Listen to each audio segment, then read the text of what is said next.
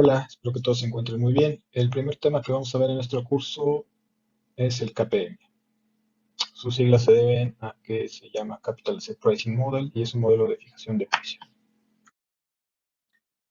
Lo primero que vamos a ver en este video es un poco de antecedentes, un poco de la historia económica financiera y cómo han incidido las matemáticas hasta llegar al KPM y posteriormente vamos a hablar de equilibrio de mercado. Antecedentes. Se dice que en la época de los griegos se estableció el primer contrato de derivados sobre una cosecha. Estos productos los veremos casi al final del curso, pero es importante mencionarlo. Al inicio del siglo XVII, la empresa holandesa de las Indias Orientales crea una bolsa de valores para poder conseguir dinero al emitir acciones y bonos de la compañía. Cabe mencionar que esta compañía era una compañía naviera, así que necesitaba dinero para realizar sus expediciones en distintos lugares del mundo. En ese mismo país es que se da la primera burbuja especulativa sobre el mercado de futuros de tulipanes. Un tulipán podía valer más que una casa. En 1688, el escritor José de la Vega escribe el primer libro sobre mercado llamado Confusión de Confusiones, donde narra ciertos diálogos entre un mercader, un accionista y un filósofo. Para el año de 1718, el economista y abogado John Law convence al gobierno francés de establecer papeles con valor monetario, es decir, el dinero, que no están atados al valor de metales como el oro. Antes de esa época, el valor para comerciar eran los metales como el oro y la plata. Esto abre un paradigma porque fue la primera vez que un banco central comenzó a imprimir dinero como hoy se hace actualmente. A raíz de esto fue que Lao creó una compañía naviera para sacar ventaja de lo que había hecho, similar a la holandesa, y creó una burbuja especulativa que detonó 2 años después. Es decir, no puedo pagarle a los accionistas lo prometido ya que los viajes no se realizaron.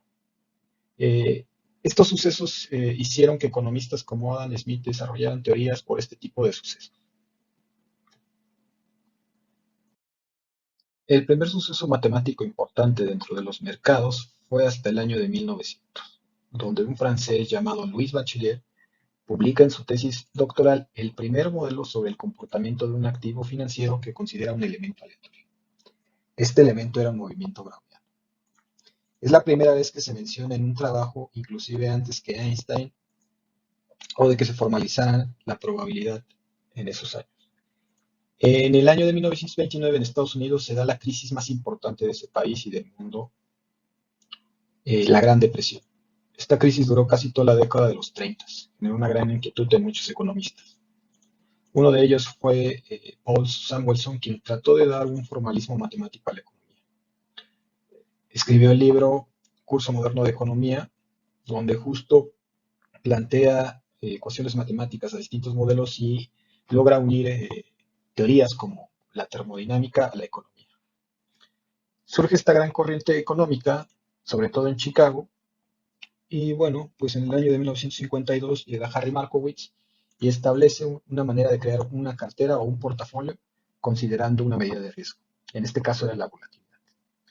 Es muy importante esto porque antes no se había asociado ninguna medida o no se había asociado el riesgo a un activo financiero. Y ya habían ocurrido importantes sucesos, burbujas especulativas, por ejemplo, o crecimiento de empresas en gran medida. Así que este formalismo ayudó a desarrollar otras teorías. Tuvieron que pasar 12 años para que no solo los activos de riesgo se consideraran dentro de una cartera, sino también un activo libre de riesgo. Esto hizo que se formaran más teorías y 12 años después fue que llegaron Sharpe, Mosin y Lindner a establecer la teoría del KPM que más adelante veremos. Equilibrio de mercado. Bueno, el equilibrio en economía en general se da cuando la oferta es igual a la demanda o la demanda es igual a la oferta para algún bien económico. Para nuestro caso, tenemos un problema de pricing, es decir, cuál es el precio correcto de activos de riesgo, como las acciones, o de proyectos de inversión que también tienen riesgo. Desde la perspectiva de un mercado, una bolsa de valores, vamos a estar en un marco de media varianza establecido por Markowitz. Y bueno, en el curso veremos dos modelos de equilibrio de mercado. Uno va a ser el KPM y otro va a ser el APT. Una vez que ya hemos hablado de los antecedentes del KPM y lo que es el equilibrio de riesgo, toca en estos momentos hablar de los supuestos y las implicaciones que se tienen para el KPM.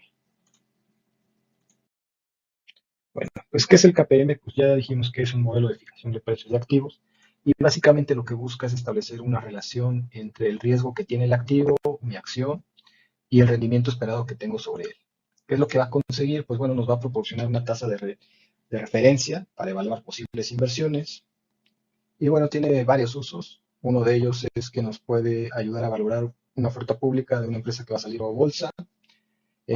También nos puede decir qué tan bueno es el rendimiento que hemos pronosticado bajo otros modelos y saber si es justo o no. Podemos ver el rendimiento esperado sobre un proyecto de inversión.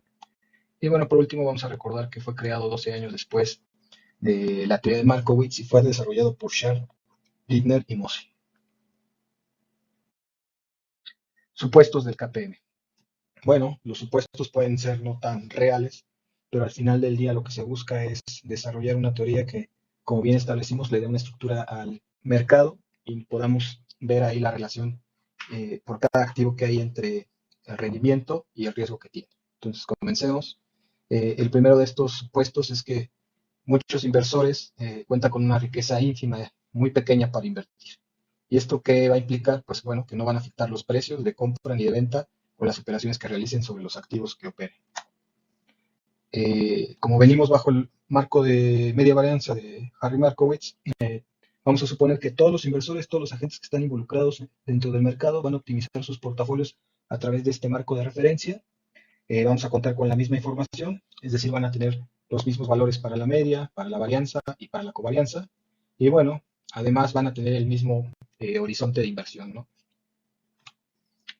La tasa de libre de riesgo que va a existir va a ser la misma para todo el mundo y no importa si eres un inversor pequeño o mediano, vas a conseguir la misma tasa que cualquier otra persona y además va a ser la misma para prestar dinero y pedir prestado. Y finalmente, pues no hay costos de transacción ni pago de impuestos sobre las operaciones. ¿Cuáles van a ser las implicaciones de nuestros supuestos? Pues básicamente hay tres. Una es que al tener este mismo marco de referencia de media y varianza, misma información y mismo periodo de información, los inversionistas o las personas que operen las acciones, pues van a comprar el mismo portafolio de activos de riesgo. Y otra parte del dinero va a ir a la tasa libre de riesgo. Entonces, pues, únicamente van a tener dos sopas para invertir. Una va a ser la tasa libre de riesgo, en la cual van a pedir prestado o van a prestar dinero, y la otra va a ser un mismo portafolio de activos de riesgo. El porcentaje de inversión en cada uno de estos dependerá del apetito de riesgo de cada inversor. De tal forma que si a alguien le gusta más el riesgo, pues va a colocar más porcentaje de su capital en el portafolio de riesgo y una parte más pequeña en su tasa libre de riesgo. ¿Cuál es este fondo de riesgo? Bueno, pues el fondo en el que se debe de invertir va a ser el portafolio de mercado, debido a la teoría o al teorema de un fondo. El fondo que se requiere va a ser el fondo que está representado por el portafolio de mercado. Este portafolio de mercado, pues simplemente se construye a través de todos los activos que están inmiscuidos en dicho mercado.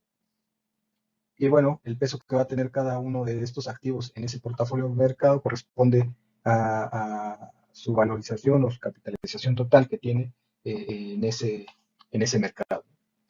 Por ejemplo, si estamos pensando en México, eh, pues el portafolio de mercado es aquel portafolio que contenga todas las acciones que cotizan en la bolsa mexicana de valores. Y bueno, el peso que va a tener cada una de estas acciones va a corresponder o debe de ser de acuerdo a la capitalización que tienen dentro de la bolsa, ¿no?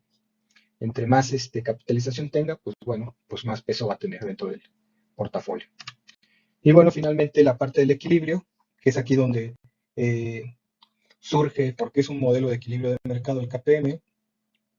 Y bueno, básicamente lo que se tiene es que cada uno de los inversores colocará órdenes para adquirir su portafolio. Y pues bueno, si no se llegan a dar estas órdenes, pues el precio debería de cambiar, ¿no? Los precios, pues bajo una gran demanda, van a aumentar y los de baja demanda, pues disminuirán. Estos cambios pues, van a afectar los estimados que cada uno tiene sobre los rendimientos, las varianzas y las covarianzas. Tendrá que haber un recálculo de esta información para volver a obtener el portafolio óptimo. Este proceso seguirá de forma continua hasta que la oferta sea igual a la demanda y así lleguemos al equilibrio como lo mencionamos en el video anterior. Pues bueno, en el siguiente video veremos cómo se establece el Capital Market Law.